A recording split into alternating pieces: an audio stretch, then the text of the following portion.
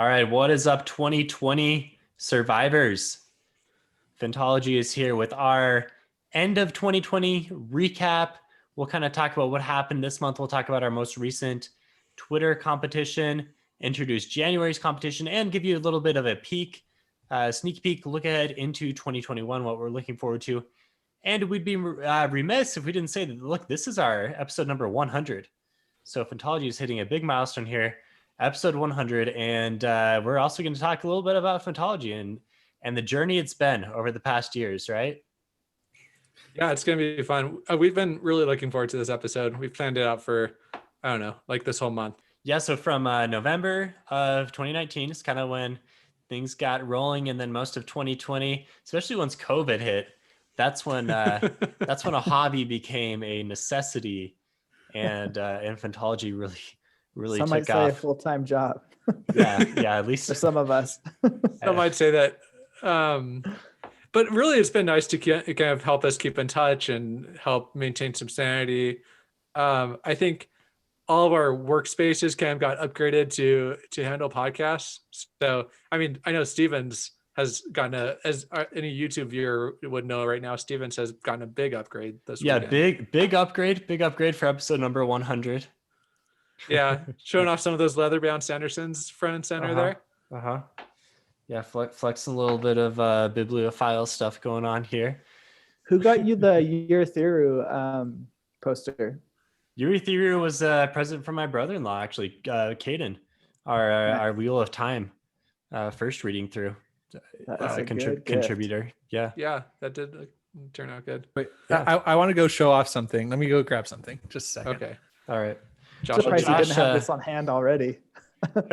Yeah, I think we know what this is. We're all going to show off our nerd Christmas presents. But while Josh does that, I'll mention if you want to see more of Fantology, you can find us at www.fantologybooks.com, and you can support the show at patreon.com/Fantology_books. And it looks like Josh is still not back yet. I'm back, so I'm here. Okay, here he is. All right. If you're on YouTube, tune in. So my wife is a wonderful bookbinder, but she also has a lot of other amazing talents. And she made me this leather book jacket with it's got the glyph. It's got the glyph there. The Knight's Reading glyph. That's not the Knight's Reading. That's that's obviously the Windrunner glyph. Yeah. It's a glyph. It's a glyph. And it's well they're getting the different leather bounds are going to have different glyphs in them, so it's important that one's the Windrunner glyph for Way of Kings. And, so you're saying that she's going to do like a she has committed to doing the entire Stormlight archive. Wow. And so it's just a normal hardcover Way of Kings book, although this one is signed but it is not numbered. If she wanted to get serious about this, she should open an Etsy shop and do this, because I've seen a really nice, a similar looking thing for a leather-bound Wheel of Time series that runs like north of $1,000 for the. So this is not leather-bound; it's a leather jacket.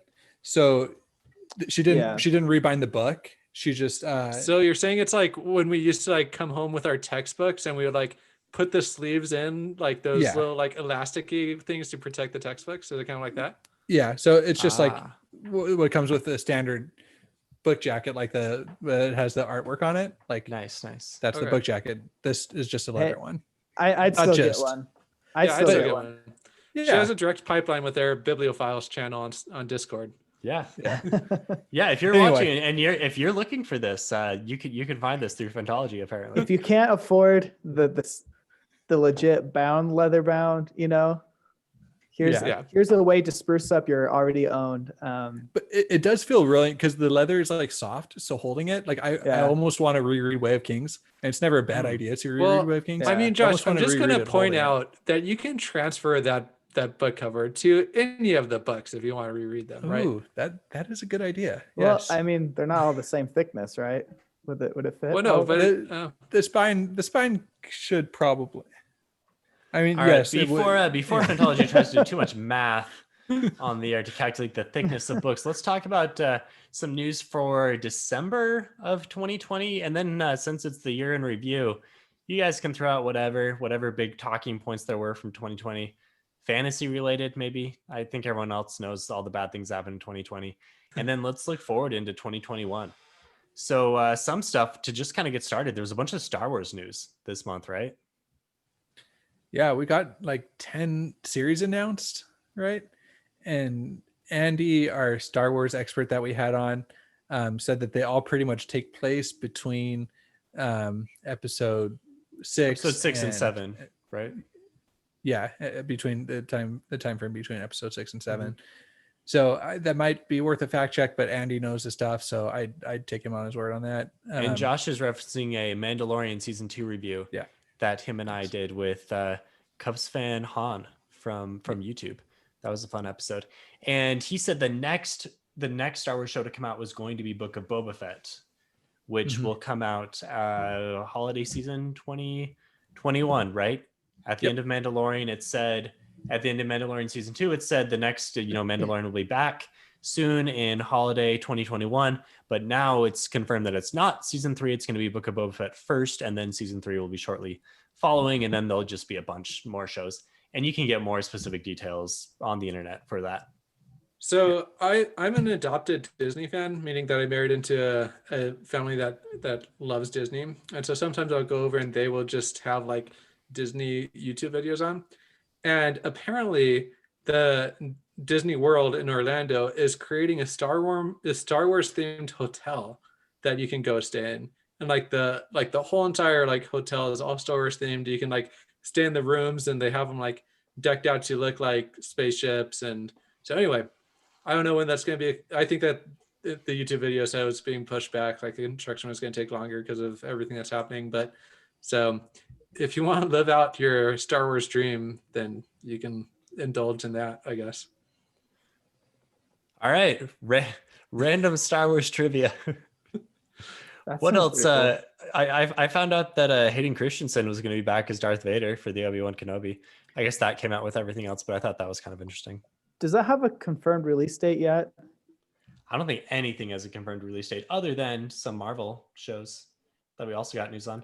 Disney went crazy on us on December. So it's supposed to begin filming March 2021, allegedly. I mean, who knows how that will hold up with COVID and everything. But I feel like this is the spin-off series that everyone's been wanting since Disney first started doing Star Wars movies again, right? It's taken them forever to jump into it. And it sounds like what's going to happen is we're going to get a bit of like an extended universe type of thing with these new Star Wars shows where they're going to cross over, and stuff from The Mandalorian will then be important for other shows as well. That's what I hope. And that's what it sounds like Disney would naturally do. It's helmed by Jon Favreau, who's obviously huge in Marvel. So it just makes sense.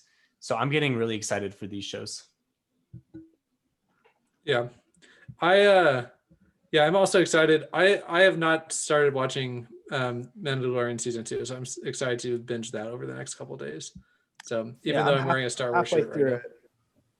Nice. Halfway through it and liking it. I've been known to say on past Fantology episodes that I got bored of Mandalorian season 1, but was convinced to push through it, and now I'm really enjoying it. Somehow Jake can sit through the slog and Wheel of Time multiple times, and he gets bored for season 1 of Mandalorian. So it's because the slog of Wheel of Time is building up to a continuous connected goal. Whereas the slog of Mandalorian are these one-off episodes that mean nothing. So. Have faith in the Star Wars This is the way, team Jake. Over there. This is the way. So what about the Marvel TV shows coming out in 2021? So WandaVision, Loki, and Winter Soldier, and the Falcon and Winter Soldier is the name of the show. Are we excited for these? I'm excited for the WandaVision one. I really like Vision in general, and I'm interested to see. Yeah. Isn't Vision like the most boring character out there? He's a really cool. I don't know. I always thought he was really cool. He's got cool powers. And I don't know. I thought he got kind of nerfed at the end. I didn't understand. My hot take about this is that I feel like a year of no Marvel movies hurt my enthusiasm for Marvel. I've always been super hyped about Marvel, but not having anything in 2021 just kind of killed the hype train. And I'm sure when these shows come out. I'll get excited. But well, for just Marvel or for other like life in general, I mean, we haven't had anything from any franchise. I feel like specifically for Marvel, when these shows were announced, I was like, figuring out how they're going to fit in the different timelines of Endgame, what they created, and was super into theorizing, watching YouTube videos about it. And now I'm just kind of like, I felt that way right after Endgame. I was like, they wrapped up this Thanos arc. I'm kind of like had my fill, and then seeing Spider-Man Far From Home. Far From Home. Spider-Man Europe. That was like, okay, maybe I'm like excited to get into this again.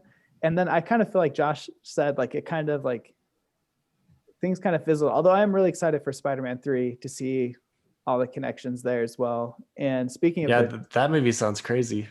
Yeah, I mean, I don't know who's confirmed in it. I know they've had talks with Tobey Maguire. He would be like, I know Kirsten Dunst has confirmed for it, and I think the clickbait articles tell me everyone and their dog is confirmed for it. It's going to be a crazy movie. But I'm excited for that. And also the What If series, the Marvel What If series looks pretty good. Are we just excited for the meme of the three Spider-Mans pointing at each other, though? I mean, isn't that the actual point of the movie? How much fan service is there going to be in this movie? It's going to be an entire movie of fan service. But as we talked about Mandalorian, no spoilers, but this will have earned the fan service, I think. Just putting it out there. Mandalorian didn't earn the fan service? Is that what you're saying? It did. Oh, okay. He was referencing some big fan service moments. Oh, okay. Okay. Yeah. But the What If series looks really cool. Like all the different it's basically their way of incorporating all these other cool comic alternative universes. And I assume it's just kind of be like an anthology series, right? I still think that the coolest Spider-Man movie was that comic book Spider-Man? Into the Spider-Verse? Yeah, Into the Spider-Verse. Yeah, that's like how you, They're making a sequel. They're making a sequel for that as well. That is just fun, like visually fun to watch. Yeah. So, great. I gotta say, I'm most excited for the Loki series. I love Loki. I was so disappointed how quickly he was killed off. And was that an Endgame or Infinity War? That was Infinity War. Yeah, that really like raised the stakes when that happened. It was like when you like settled in and you're like, I don't know. He's died and come back like that like 2 or 3 times. Don't ruin this for me. In this series. It seemed like that was a pretty final death though, but obviously with time travel they wrote in and back. Yeah. And then so not kind of moving away from Marvel, I saw Wonder Woman yesterday, so that was a pretty good movie. There's going to be a lot of people that don't like it. I already know that. Why do you say that without spoiling? The plot could have been a lot better. There's a lot of MacGuffin-ary things in it. Was there an Artemis Fowl Oculus or whatever that thing was? Not as bad as Artemis Fowl, and I'm sure we're going to actually talk about that book later today, or later in the episode.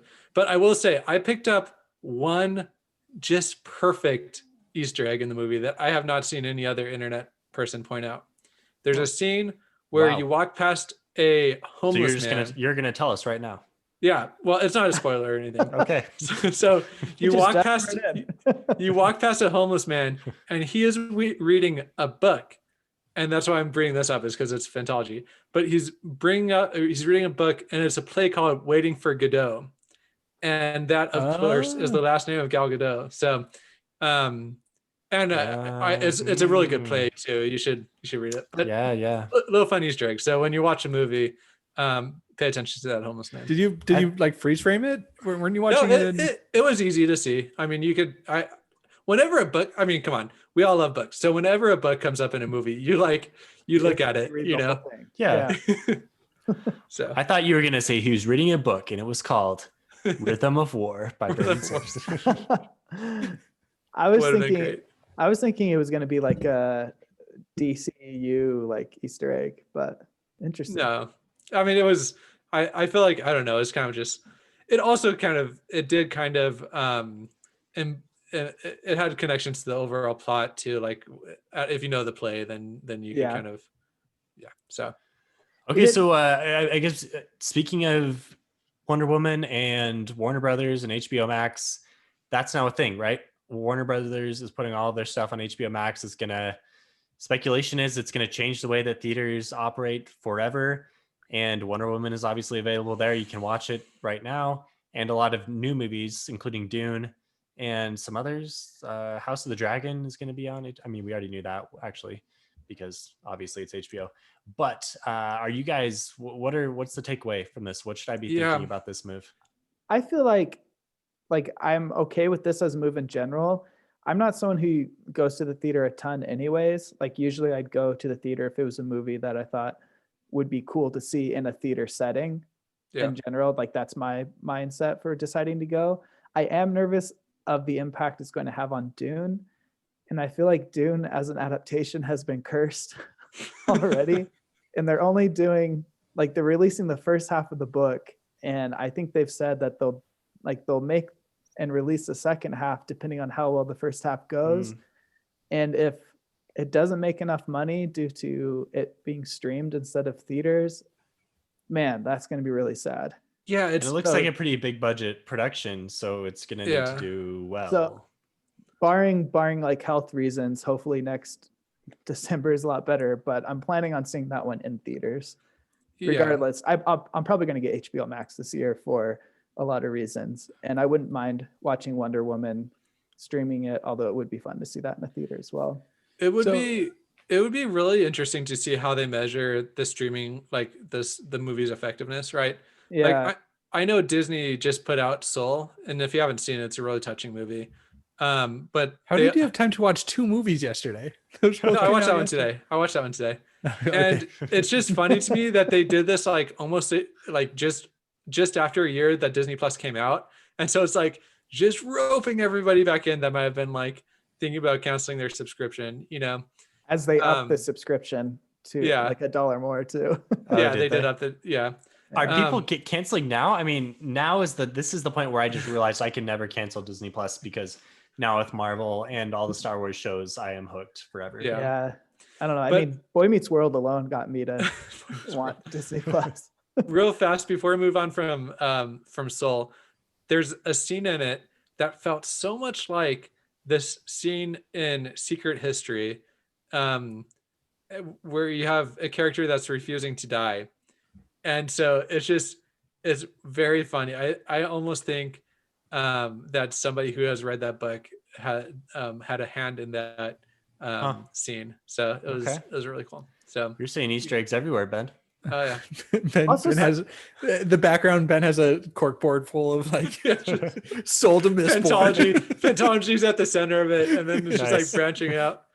I was just gonna get my hot take on the whole HBO release thing. So as a general rule, I think it's better, like more options for consumers are better.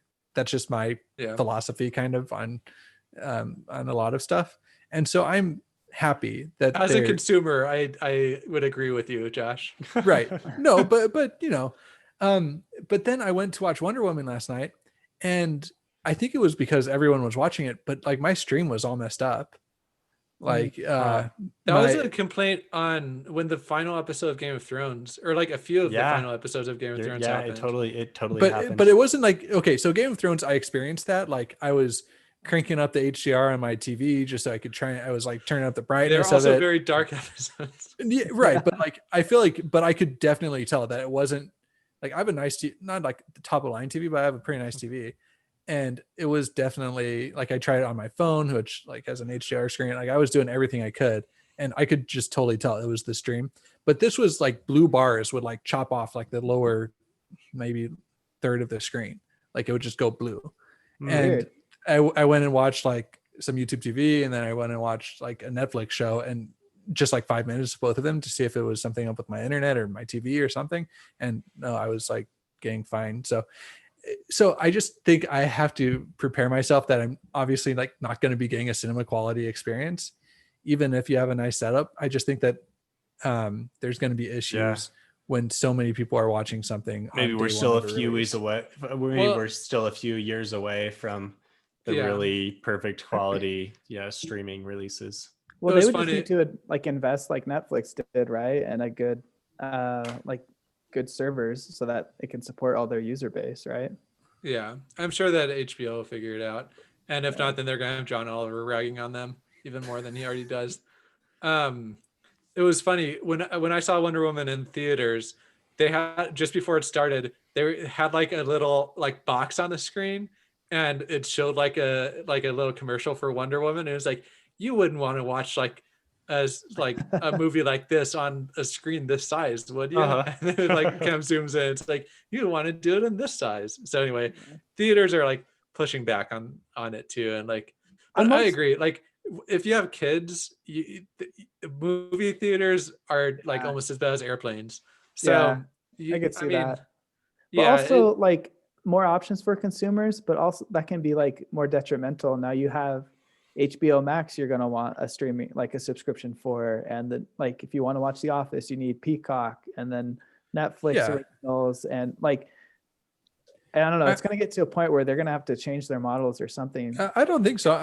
I'm not saying everything has to be. I'm not saying consumers need to be paying for everything. I'm just saying that if I wanted to watch Wonder Woman, I could pay for a month of HBO, and then Here's the thing. I think that, I mean, you look at cable, and cable is always between like 100 and 150 bucks a month, and I think that the companies at large know that people have a certain like price that they're willing to pay, and so as more and more people cut cords, they're going to find themselves inching back up to that $100 to $150 price point. Too bad. Say goodbye to the days where just your Netflix subscription could tide you over for all the well, until everyone just account shares and gets around paying anything at all. Yeah, but I mean, there's still thousands of hours of content that you can watch on Netflix. So it's really like, you're just being picky if you think that you have to have every. Only like 100 now that The Office is leaving. We've been trying to bench that one again before New Year's.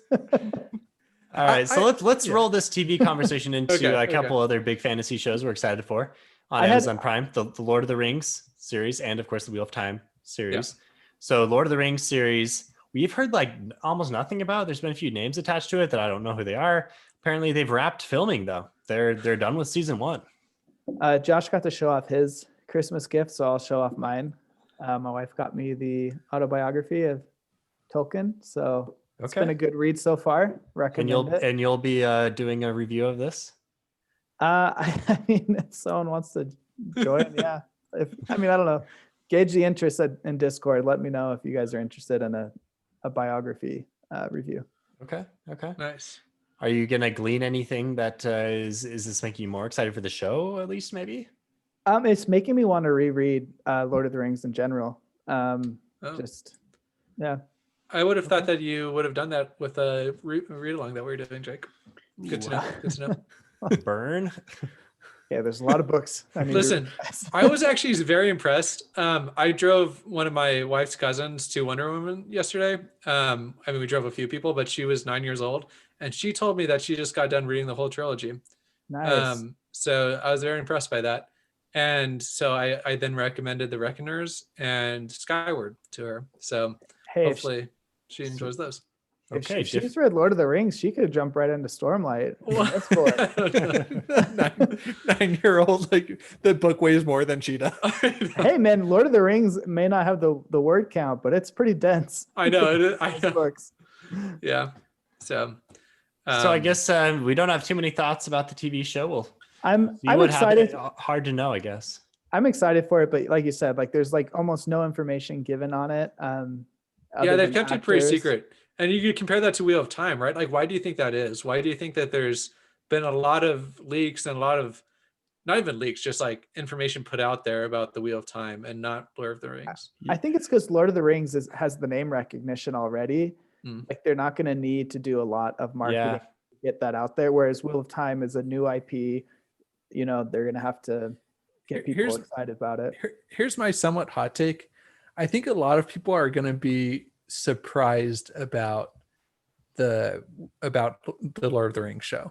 Like I think it's going to be not what a lot of people are expecting, and I don't really know why I think that.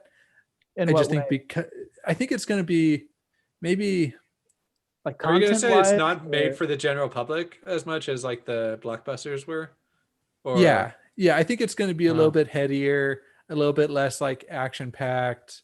Like a little bit more British is what you're saying? Yeah, maybe a little bit more British. Okay. And probably, yes, have a little bit more content in it. Although I'm hoping that's not a ton.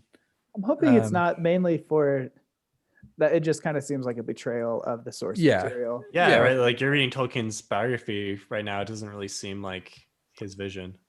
Yeah. But I think that could still be done tastefully. I'm not saying like I wasn't one of those whole people that with the intimacy director coming on board that like, oh, they're Games of Thrones-ifying Lord of the Rings. I don't think that's happening. I just think that it's going to be a little bit more like artistically heavy-handed than the trilogy. Okay. I'd be all for that. I'd be all for that. Yeah, I think it's going to be really good. I'm excited for it. I just yeah. All right, Jake, what about Wheel of Time? Are we going to see Wheel of Time in 2021? I'd been saying pre-COVID that there was no way we were seeing Wheel of Time in 2020, that it was a 2021 production. You were right. Now, with COVID, I felt like when they first announced that they had to stop filming, weren't there like rumors that they'd already filmed 6 episodes and they were like done? Yeah. There was like rumors. Yeah. 6 episodes are done, 2 remaining. Then they went back to filming. Then they stopped again. Now they're filming at like some castle. Who knows what's going on, honestly. And they're doing the establishing shots or something like that.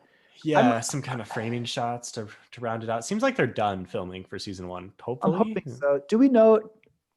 I'm usually a proponent of dropping the whole season at once because I like to be able to binge it. And this sounds like a discussion we've had before. Yeah. And also I like how I feel like that generally promotes storytelling that isn't segmented and disconnected because it can be viewed as one continuous story as opposed to a more episodic, like, oh, we need to like get people, come back. So we have to drop on these cliffhangers or whatever. Mm-hmm.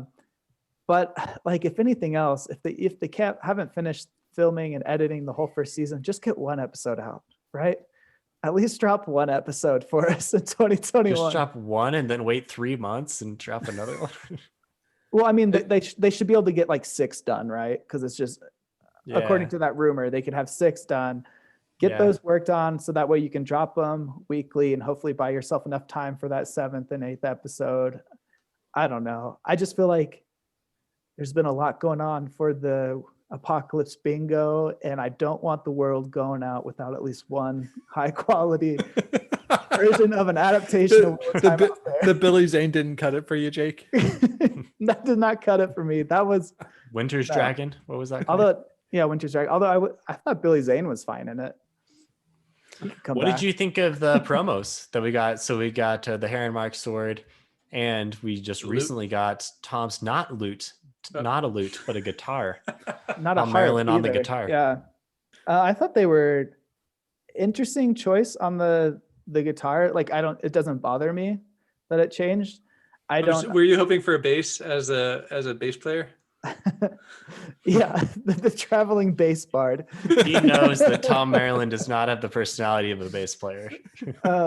I just I didn't understand the need for the change. Like their reasoning was just seeing him with the guitar, like it just felt better with his voice and persona, which I'm fine. I'm not the type of person who would pick that apart, but basically they're saying guitar is cooler. Is what it came down to. Yeah. Just as long as King Killer Chronicles doesn't get any ideas on changing both to guitar.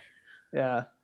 But yeah, I'm excited. The Heron Mark blade looked really cool. It looked like they're sticking pretty closely to the source material there. Like they could have easily gone with just like a traditional sword style, but they made sure to go with the slightly curved. And I feel like these 2 promos showcase exactly what Rafe Jenkins is trying to get across, of being like, some things are going to be exactly what you expect them to be, like really zeroed in on what the book is, like the Heron Mark blade. And then some things they're changing because they think it's going to be better, like the guitar instead of a lute. Yeah. Also, sorry. Just a thought back to the differences why Lord of the Rings has been shut tight and Wheel of Time has been hasn't been super open, but a lot more open. I wonder if that goes back to just trying to like honor Robert Jordan's legacy of the whole RAFO and like answering fan questions and things like that. To me, that seems very Wheel of Time-esque to do that. Yeah. But good lead in, Jake. So I wanted to talk about some books now. I find it funny that our podcast is probably like 90 to 95% book reviews, yet every single one of these monthly episodes, we always talk about TV right away. So maybe shows us where our hearts really are. But let's talk about some books now. And speaking of RAFO and question answering, two authors that I want to discuss here. One really kind of maybe pulled the curtain back a little bit starting this month and maybe a little bit last month as well. Our guy, Patrick Rothfuss. Unfortunately, Ryan is not on this episode, but he would be all over this. But Rothfuss actually answered some questions. He's maybe taken a note from Sanderson. He started doing a bunch of streams where he's answering questions now. And it sounds like he is writing, despite big story to contrary a few months ago that we talked about. Yeah, I feel like I understand if people don't like him personally. I think he's fine. Like I don't have anything against them or anything. But I really appreciated, like you said, having those videos. I think it goes a long way with the fans to give updates and everything. And it kind of got me excited for the whole world again. You can tell from his videos, the answers that he gave, that there's so much detail to that world, even though there's only 2 books out. And so it made me want to like start a reread and comb through them. Yeah, it honestly, when he was talking, it made it sound like he had lived in that world and was trying to do it justice, Yeah. Which is, I don't know. You do have to kind of respect him. You do have to respect him. I'm not going to say kind of. You have to respect him for wanting to do what is in his head justice. Oh, yeah. And he's taking steps in the right direction to kind of appease all of us that really want to keep up the hype for his work and just are struggling to do so. And I was blown away because in one of them, somebody asked him how many drafts he had done of the first book, Name of the Wind. Name of the Wind, yeah. Yeah. And he said well over 200 distinct, like fully distinct drafts. Well, he was like, what the heck is a draft even? Yeah. He kind of fumbled on what is a draft, but it seemed like he came over with over 200, what would for sure be like different drafts of it. And then that brought us to a Reddit post that made me think of a Reddit post that somebody posted on our Discord that was like, oh, Patrick Rothfuss dies, and they go throughout his house and find like, what was it, 50 or 100 copies, each with a different ending.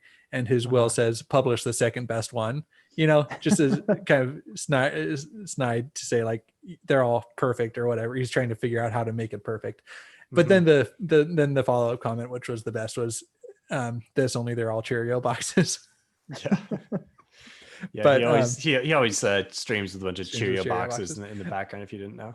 But I do think that I have enjoyed. I've always just been on the hate bandwagon of like, oh, it's been X number of years. Why don't we have any more information?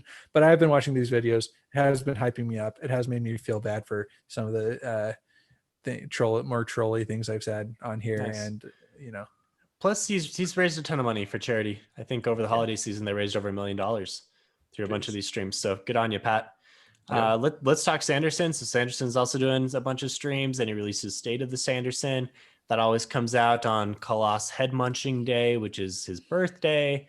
And it sounds like next year is going to be a pretty heavy writing year for him, as usual, right? But not as much on the release side after a Stormlight year this year. So we're probably not going to cover Sanderson as much next year, although there are. But he's still doing Skyward 3, right? Yeah, so Skyward 3 is his only anticipated release next year. Yeah. I mean, with a lot of writing for Wax and Wayne 4, and then gearing up, I think 2022 will be a writing year for Stormlight 5. I think the Wax and Wayne 4 is my most anticipated thing on Sanderson's plate right now. Yeah. I honestly wasn't a big fan of the first 2 books of that series, and then the third one started to really tie things together. So I'm glad I persevered. Jake's apparently not a fan of Western motifs in the Mandalorian season 1 and Wax and Wayne.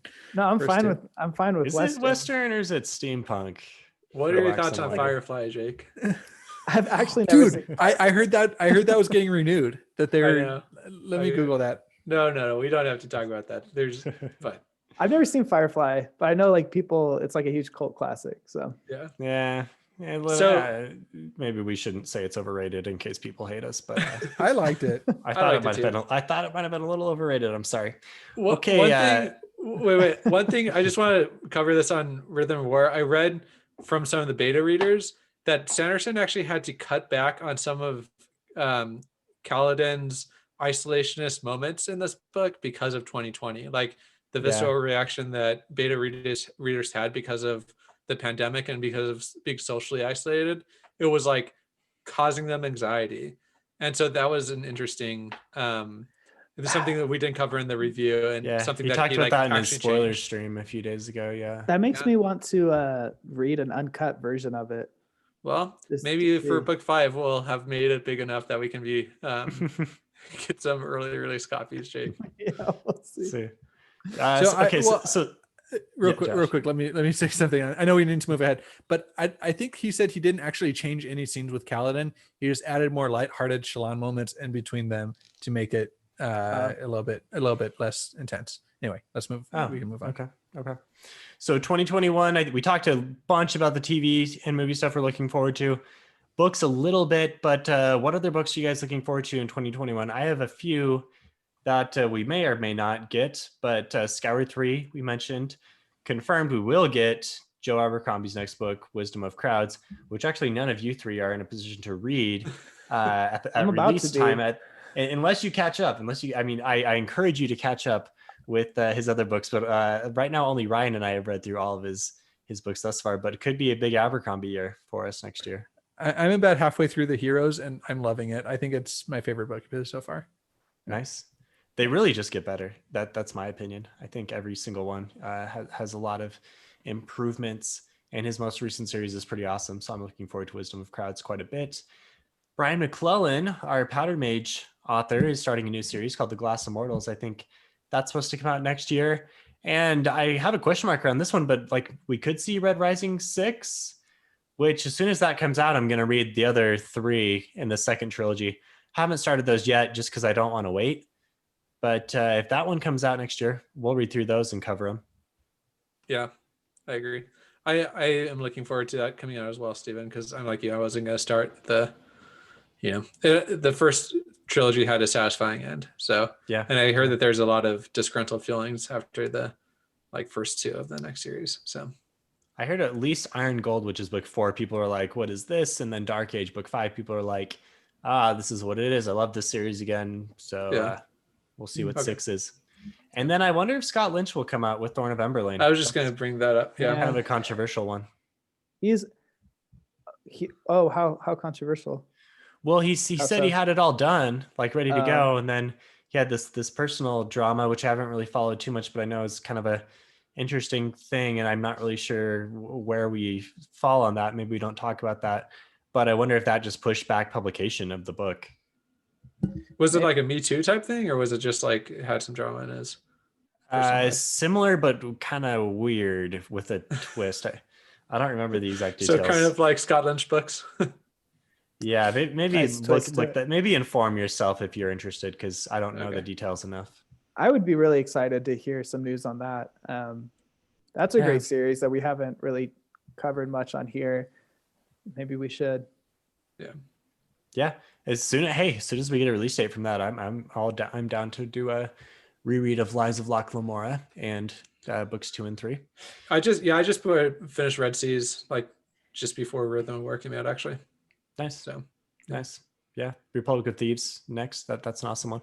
Okay. So any other books we're looking forward to in 2021? If not, we're going to go into the segment where we talk about what we liked in 2020.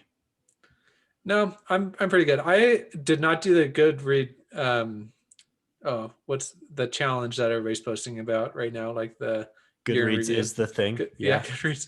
So I might do that for 2021. That might be a fun thing to post on Discord or something. Get some hype up for that. Yeah. One thing that one of our Discord friends does is tracks his reading through very diligent Discord tracking, not Discord, Goodreads tracking. And that's very commendable. And I wish that I was disciplined enough to do that. Yeah. One thing, not reading related, but writing related. I made I know it's not New Year's yet, but we did a Yuletide celebration, which has kind of similar ideas, but I'm making it a goal to try to be more creative in my outlets and try to write something. Oh, heck yeah. Well, Jake, Yes, dude. you should know that there are outlets for Fantology for you to pursue there. So, Yeah. Well, specifically writing was my goal. So Ben is referring to a collaborative story that we've stalled and started up again here and there over the years. But, yeah, we need to get together.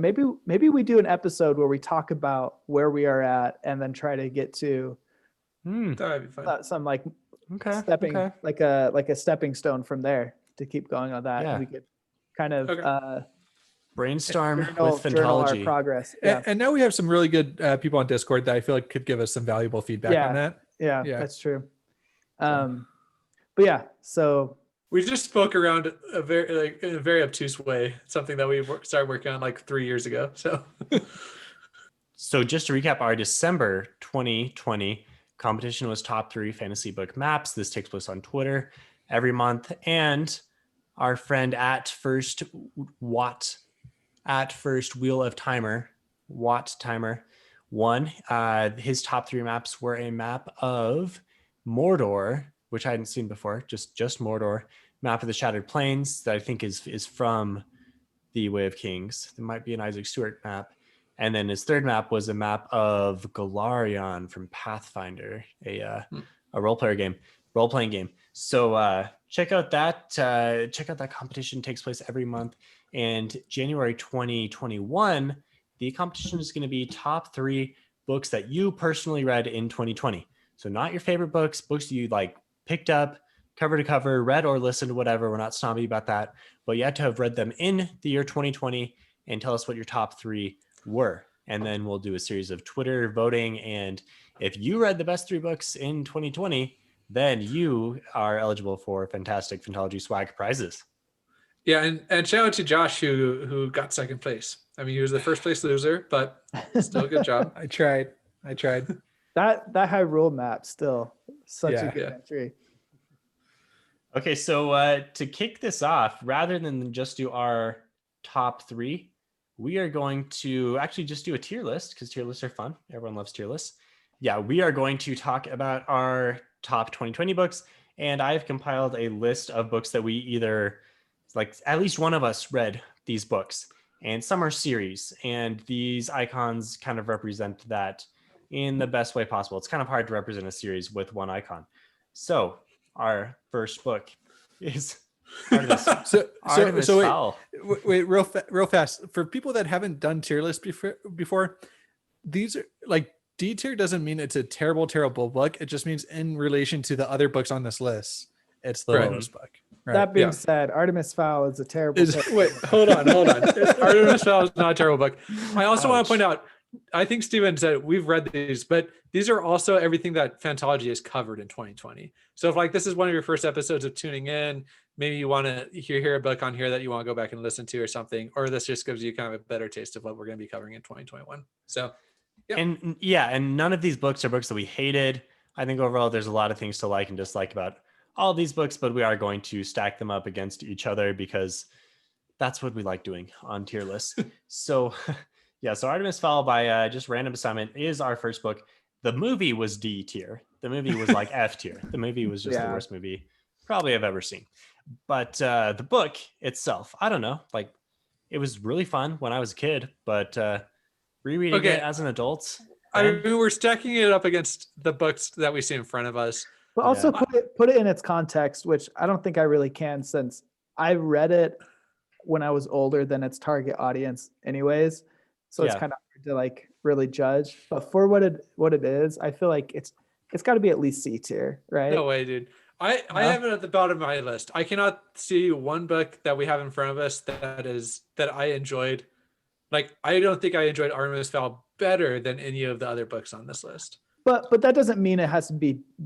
Jake, something is going in D tier. Okay, would you rather it be Eye of the World? Huh? I could see. Okay, I could be wrong on this, but is Artemis Fowl for its target audience of 8-year-old boys? But not we're not saying we're not the same quality as Red Rising is. Jake, for its there audience. are great things to like about Artemis Fowl book. I'm just saying, I think that we should all judge this based on the way that we enjoyed the book when we read it, when we cover it for Fantology. I think it's the worst book on, like, I'm not saying it's a bad book. I'm saying that in relation to all the other books on here, I enjoyed it the least. Fantology only covers great books. Unfortunately, Artemis Fowl, by Ben's argument, yeah, it probably, I mean, D tier. Yeah. Okay. If we can find a better argument for D tier, then we can trade it out. We've got to put something in D tier. So there it is. Okay. Sorry, next I know there's Yeah, we have another YA book. This is actually we're gonna do series here. So His Dark Materials, which is Golden Compass, Subtle Knife, Amber Spyglass. I'm going. HBO. I would say no, not HBO. Did HBO do the series? Yeah, HBO, BBC. Yeah, just released season 2 of the TV show. So, I think either S or A tier. I didn't read it, so I'm not. Yeah, I haven't read it either. That's so pretty high. Steven, I don't know. That's Steven, pretty Josh. high, Josh. Yeah, Josh and I read these and reviewed them earlier in the year. Personally, I would probably say like B tier, but if you're saying S or A, then me saying B means it's in between A and B. Is it?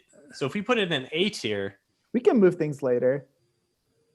I really like it. We say, Jake, we say we can move things later, but we never move things later. Oh, we did last time. We got them to donate, and they. Yeah, there's no donators this time. All right, it's going in A tier. His Dark Materials. It's a really nice. Yeah, it's a good series and has some pretty cool, deeper meaning stuff. Okay, next up, The Poppy War, and this includes the Dragon Republic. Book 2 does not include The Burning God because we haven't read The Burning God yet. So how could we possibly rate it? We will review it pretty soon because I'm going to read it. Where does this one go? A or B? I'm thinking A. I'm thinking also A. I mean, it made me a better citizen of the world, and for that reason alone, I'm saying it's A. Josh, you're also a reader. What do you think? I've only read the first book, and I really like the first book. I would have said A for sure, but I'm halfway through the second book, and I haven't been enjoying it as much. Second half of second is better. I put it down. Like I started the Heroes instead because my hold came through on that on the library, and I was like, I haven't seen that. Okay. Anyway, shoot. Let's go ahead and put it in like high B for now. Okay. And we'll see if it's able to go higher. Okay. Next up, we have this is Joe Abercrombie's Little Hatred. This is going to include The Trouble with Peace, the sequel, and these are the third sequence of books that Abercrombie has wrote. Out of you guys on the call, since Ryan's not here, I'm the only one who's read them. Therefore, I can put it in S tier with no arguments asked. Do you want to put The Trouble with Peace there as well? Because it's down there. Oh, yes, I did. For some of these, I did manage to make 2 images. And for I don't know why I did that, because I'm just going to drag them together. But these books are both fantastic. I can't decide if I like these better or worse than A Rhythm of War, but these were probably my top 3 books of the year. Okay, next up, Promise of Blood. Brian McClellan's Powder Mage books. So is that just trilogy? The whole first trilogy? The first I've only read the first book. The first trilogy. I say A tier for sure. I'm thinking B. Dude, if we put Poppy War in B tier, I'm thinking B tier. It's B. It's good. It's good. I think it's B. I think it's B good. It's B good. You think His Dark Materials is better than... I haven't read His Dark Materials. Yeah, His Dark Materials is really good, man. But, I mean, the Powder Mage... It's for sure better than Powder Mage. Well. It's better. You read all 3? You read all 3? Yeah. Powder Mage has some cool action stuff and magic, but His Dark Materials has got some deeper stuff. His Dark Materials is one of the best YA series ever written. Powder Mage is a good Flintlock fantasy book, but like it's not one of the best. Not gonna lie, it being fantasy. YA automatically bumps it down a level for me. No, Jake, that is faulty reasoning. As much as I tried to see Artemis Fowl in its context, like made the 5 minute. Yeah, I personally, Artemis Fowl is F tier for me. So I was just trying to not let my biases pull through. All right, Promise of Blood's going there. Next up is Rage of Dragons by Evan Winter. This was one of the top fantasy breakout novels from 2019, and we read it, and the follow-up called Fires of Vengeance came out in 2020, and I'm about halfway through it. Fires of Vengeance has been a little slow start for me, I'm not gonna lie. Where did Rage of Dragons go for you guys who've read it? Is it just me and Josh? It's just you and Josh. I would say A tier. You'd say better than Poppy War? Yeah, I liked it better Hon- than Poppy War. Honestly, personally, I was a little lower on this one than some, but we can put in like A minus. I'm okay with that. I'm gonna have to change up my reading schedule just to make sure these series are actually better than Powder Mage. To be honest, So Dude, I liked Powder Mage, but I think you guys. All I heard was you guys complaining about Rage Dragons and their characters and Discord. That was No. me. You heard me do I didn't. that. I didn't hear and other people in Discord. I didn't hear anyone complain about Powder Mage. Powder Mage. Powder Mage did a lot of things well, but it did a lot of things. We're Yeah. moving on from Jake's love of Powder Mage. I also read the first book of Powder Mage and did love it. So I think it's fine where it is. does the first Red Rising trilogy go? We reviewed I'm these gonna earlier in the I'm year. gonna make a strong argument for S tier. No, No way. no, it's that is B not tier. S tier. It's It is B not S tier. It's B tier. I liked it, but it wasn't like amazing. It's not Dude, like it is still it is a series that I think about at least weekly. wow. I cannot I say did this- not like I- the first. What I haven't thoughts thought do of you it have? since the last time I heard Red Gold came out. So you missed the release of Dark Age, which came out more recently than that. Yeah, I totally missed that until this video. I think B. I like B. Here. Right in Dude. between. Maybe I, below. yeah, that's how I It see it. blazed a new path between YA and fantasy for me. So Oh, I mean, it's a good book, right? Yeah, it was good. I reviewed a bunch. really Yeah. enjoyed it. Yeah, And trilogy. We should say the trilogy. We're talking Yeah, about the all trilogy, three books. Yeah. But Okay, it what about it had- Starsight? See, okay, C tier. Yeah, I think that's a good candidate. I liked Skyward. I didn't love Starsight. Not Starlight. In our review of Starsight, I was actually kind of looking back at all episodes. In our review of Starsight, I called out our we misspoke and called it Starlight several times. Oh. But no, it We is must have been Starsight. watching The Boys recently. Okay. That is exactly the joke that I made. Okay, Starsight. Yeah, we all agree. This is Sanderson's YA series, solid series. We like Sanderson in the adult fantasy genre a little bit more. it's not better than Poppy War though. Okay, Rhythm of War. I mean, S S tier. tier. S tier. Yeah, I'm gonna argue that we put it above Abercrombie. Man, I haven't read those. I would say it's I mid really S like tier. I really like the Abercrombie books, guys, but it feels like a betrayal of some of my best friends to say that, and not you guys, but like my best friends in fantasy, like the characters, like Kaladin, Dalinar, I see. etc. You know, Well, it's I have a just hard that time book. saying We're anyone's not better. betraying. We're not saying the whole series. that's true because I do also have an entry for Way of Kings, and this represents books 1 through 3, since we kind of reviewed them separately. So as Rhythm of War, let's judge them in context between Rhythm of War and between Stormlight Archive books 1 through 3. So does think it go? One Does it through go three- strong 1 through 3, then Abercrombie, then Rhythm of War? I don't know how to put Abercrombie in there, but that's.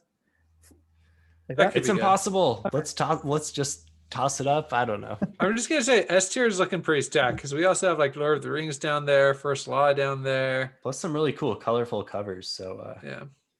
Okay. yeah, okay. We're unable to put S tier in order. We'll have to think about it more. For now, they're just going up there altogether. Okay, Mistborn. I reread the first book. I think Ben, did you reread the whole first trilogy this year? No, I've I only did. reread the first book. I reread the whole trilogy this year. Dude, it's gotta Okay. be A. It's gotta be A. It's like A. Yeah, it's high A. Yeah. Because Is it there's some better than- really great mind blowing moments in it, and then there's like other parts that were just like good. Yeah. There were plenty of parts that were just like good. So we'll put Exactly. it there. His Dark Materials remains top of A class, apparently. Okay. Next I have Gardens of the Moon, and I also have Dead House Gates in there. These are the first 2 books of Erickson's Malazan series. Josh and I read these. Ben and Jake have not yet. I so- read Gardens of the Moon. Oh, Just Ben gonna read put that out Gardens. there. Okay, sorry about that. Yeah. Okay, we next year we plan on reading a lot more Malazan. So where did these go? I mean, the beginning of the series, the beginning of Malazan was pretty good, but I feel like Gardens of the Moon maybe like C I and feel Dead like House Gate. Dead House Gates was Yeah. quite a bit better for me. It was quite a bit better. Yeah. So okay, maybe there was a reason that I separated them. I'm gonna put Gardens of the Moon ahead of Starsight, and Dead House Gates goes here. I don't know. Dang, Okay. Red Rising. So I'm looking to get into Malazan. You're saying Red Rising is better than the first book? I think no, it was left to no. right. Left to right. Poppy War is the best, and then Dead No, House I'm Gates saying- book 2. How From does the- your brain work? No, I'm saying the first book. Isn't Gardens of the Moon the first book? Yes. So Red I'm Rising. saying Red Rising The, is the better Red than Rising the first trilogy is better than the first book. Yes. book. Okay. I see. Interesting. Okay. Harry Potter. A The tier. entire series. I'd say A. It's Right? S tier. It's not S in my mind. It's really good, but it's A in my opinion. To me, it's like high B or mid A. No, dude, it's That's the range. How do you rate such different series from I know. Joe Yeah, it's Abercrombie to Brandon Sanderson to Harry Potter? So great at what they're trying to do individually, but then Yeah. to combine them into one rating. I'd say so A. top of A tier then. Top of A tier, I could argue. I see mid A. Here's the No. thing. Okay. I'm just gonna say Harry Potter revolutionized books for like a whole generation. Oh yeah, we can't argue with that. So I mean, just with that effect, I'm gonna say it's got to be the highest A tier. I went back and reread the first two, I think, this year, just like on a whim. And they're so like they just do such a good job of taking you in a different world and letting you escape. They're some of the best escape books that They're really have- good. Yeah. How much of that is because of your nostalgia, though? No, Yeah, that they're plays a big really part into it. and I know that they're like middle grade, but they're just really easy to read. Like the you Yeah. know, She They're has- not. They're it not flows middle really grade. well. Middle grade is below YA. They're not. Well, the first book I think is It's solid middle grade to YA. Yeah. They Yeah, like By the the first- time you get the- up to 7, you're Yeah, even the pushing YA. the first book is middle grade. first and then they the move first into book YA. definitely is middle grade. Yeah. I would say like the strongest strength, the biggest strength it has Strongest strength of the strength of the strong. is just the unique voice the series has. Like yeah. all the words like she comes up with for the wizarding world. You know what I mean? It's so like you hear a word and you're like, oh, that's like a Harry Potter world, like Muggle and Gryffindor Yeah. and all that stuff. Indeed. I honestly just feel which like I plays fall into into the that. world. Like, Yeah, which plays into that you just like being absorbed Yeah. by this other world. All right, there it is, Harry Potter. Okay, I have the world here, but what this really means is Wheel of Time books 1 through 6, because that's what we reviewed, Jake and I S with tier. Caden. So books 1 through 6, Jake, are an S tier. Because it has some spoilers, of man. the greatest moments. It has no what I'm trying spoilers. to say, Shadow Rising in it, and it has the end of Lord of Chaos. Like it has amazing moments in there. All right, well, yeah, books 1 through 6 we can toss next year. We may lower it if we add in, some of these slog I think books. you might need into to the lower future. those. No, get out of here. It's not gonna be. Jake will No. leave the episode, I think, if we lower it. So it is going to S tier. It should be higher than Rhythm of War. Individually, Rhythm of War. I don't know if it's higher than Stormlight, but it's higher than Rhythm of War. All right, continues to move up because Jake is too hard to argue with. Okay, so I put in a few entries for Dresden. This guy represents Dresden 1 through 15, which some of us have. Well, Ben read all 1 through 17, and I separated them out just because Josh and I only read Battleground and Peace Talks relatively recently. So I think I read Full Moon this year, or whatever the second one's called. okay, so you can contribute a little bit, even though I know that you are not a big fan. So Dresden 1 through 15. This is like impossible. I don't know why I'm trying to do this. I don't know. Maybe this goes like A or B. I think A tier. If they're the same quality as the first two books, I would say B tier. It's better. Yeah, it's better. I think that Dresden is one of those books that has done something pretty unique in making a very intricate world that you really feel like you can live in, kind of like Harry Potter. What you're saying, Jake? Like, there's so much different facets to the world, and I really appreciate that. So, All right, I I'm don't not know sure if- why I separated Peace Talks and Battlegrounds because I don't know. I'm if we gonna can- go B tier for those, man. I mean, Yeah. they were good and they had some great moments in it, but I would definitely say B tier.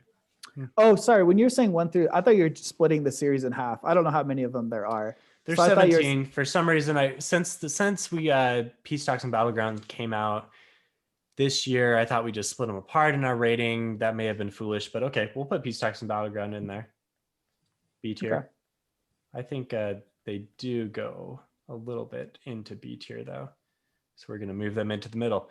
Okay, 3 Body Problem trilogy. That's Ooh, A or that's S A. for me. That's top of A. Or maybe is it better than Harry Potter? I'm gonna go S tier. It was mind I think it's blowing. between middle. I think it's between. I don't think it's Mistborn. quite S tier. It was.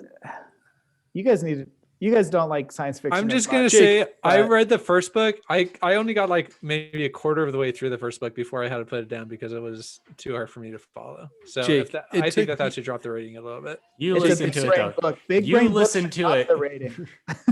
You listen to it way too fast, I'm guessing, is what happened. Yeah, probably. Yeah. What were you saying, Josh? It took you like 2 years to read this book, man, and constant badgering. No.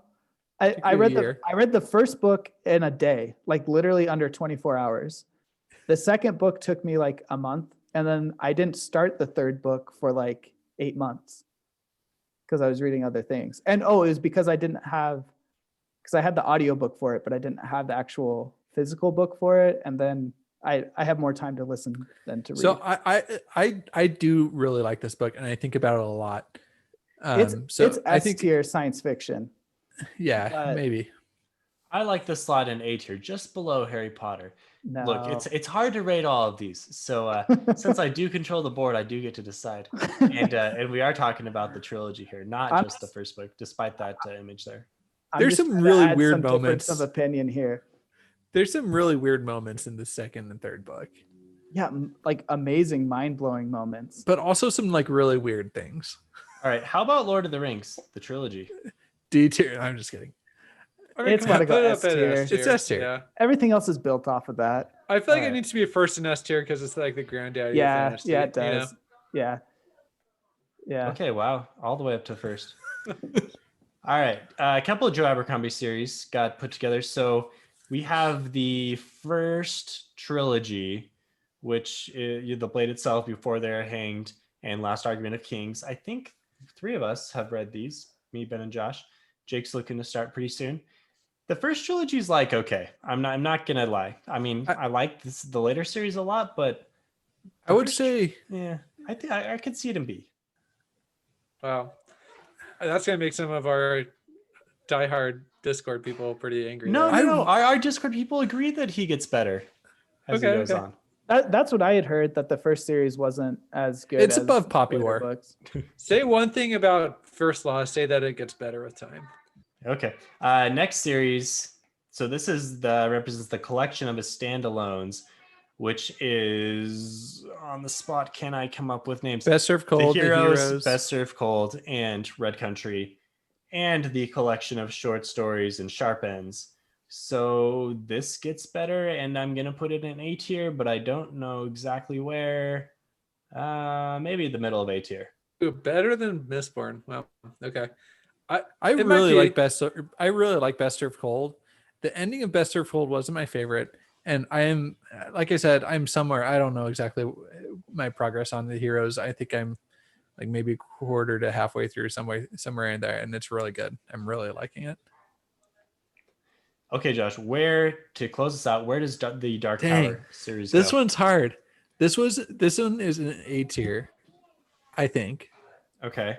And since you're the only one who's read it, you have sole control of the board. Where does it go in A tier? Okay, dang. It's gonna go between Harry Potter and Three Body Problem. Dang. Josh loves the Dark Tower. After finishing The Stand, I really want to read the Dark Tower, like all the Dark Tower. There is a lot of resolution that happens from The Stand and Dark Tower, and I really wish I would have read The Stand before I read Dark Tower for some things. When I first wanted to get into Stephen King, so I read Pet Sematary, and then I was like, I want to read the books, whatever, like all his extracurricular books that gets me into the Dark Tower series, which is why I really wanted to read The Stand. But So you really need to read Salem's Lot. Salem's Lot, okay. This is- 100% Salem's Lot. Yeah. This is interesting. Like my takeaway from this tier list is once I finished the book I'm reading now, I was able to jump back into Wolf's Call now that I finished The Stand. And By Anthony Ryan. yeah, and my wife and I do this thing every Christmas Eve where we give each other a book. And the thing is, you have to finish that book before the next Christmas Eve. And I was literally reading all day Christmas Eve to finish the book. So that way I could Woof. receive the gift this year. So now my reading slate has opened up a bit. But it's good to see that Abercrombie is so high because that was Yeah, the next on he my is really list good. after Wolf's Call. Abercrombie is one of the best working authors right now. I'm a little disappointed to see, and I'm just talking about books that I haven't read. I'm disappointed to see the first of Malazan and C Tier, because I feel like that's going to be hard to get into anyways. And then Here's the thing: the if first Ryan was book is here, that low. if Ryan was here, then it would be higher. I think that Malazan really, it appeals to some people, and those people that it appeals to like love it and swear by it, and other people it just doesn't appeal to as much, and that's okay. But like that's just like kind of what the series is, Yeah. you know. So And Jake, look, I mean, we've only read 2 books, so I don't think we're even really qualified. Yeah, I think this may be a series where we have to finish the entire series before we can really look back and adequately rate some of these others. Yeah. So cool. I could see these ones moving up. Any takeaways from you guys? Takeaways, we read a lot of really good books this year and covered them with fantastic reviews that you must listen to immediately. Yeah. And for sure, if you're listening to this podcast, you know, put your own ratings on Discord. We'll throw this on Discord in kind of the general chat and hopefully get some good discussions about it. Nice. And then this will be the competition for next year. So we will tweet out when the competition starts. It'll be a series of Twitter bracket competitions. Send us your favorite books that you read in 2020 and you have a chance to win. So if you like Fantology, you can find more again at www.fantologybooks.com. You can support us at patreon.com/Fantology_books. And please join on Discord. We've talked about Discord a few times. If you want to be a part of these conversations, you can do that on the invite links that are on all of our social media postings and on the website and wherever. Like if you're on the internet, we're on Discord as well, and you can find us there. So thanks so much for listening. And here's to a better 2021, right? Yeah. Yeah, let's do it. Thanks, guys.